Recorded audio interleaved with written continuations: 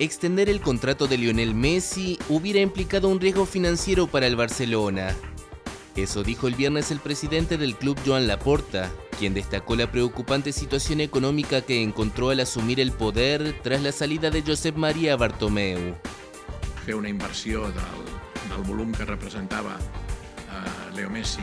Hacer una inversión del volumen que representaba a Leo Messi implicaba ciertos riesgos que estábamos dispuestos a asumir. Pero también es cierto que cuando hemos conocido a fondo la realidad del club como consecuencia de la auditoría, estamos preocupados y no queremos volver a poner en riesgo a la institución. Doncs home, fa molt de respecte i no volem posar més en risc la institució.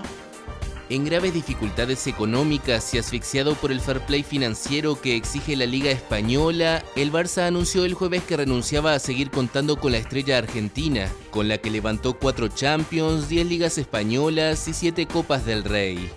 Yo creo que económico no es el tema, porque el tío se ha rebajado el 50% de todo lo muchísimo que gana, o sea que el dinero no lo es, pero ha habido algo que desconocemos. Algo ha pasado, pero gordo, ¿eh?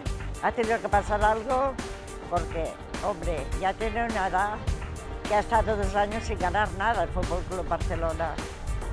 Por algo será. Y bueno, esto nos llena pues de pena, casi de nostalgia adelantada, y el Barça tendrá que afrontar pues un futuro sin Messi 2 años antes de lo que pensábamos que sería.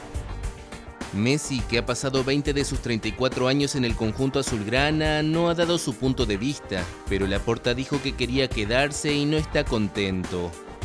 El dirigente reveló también que el jugador tiene otras propuestas.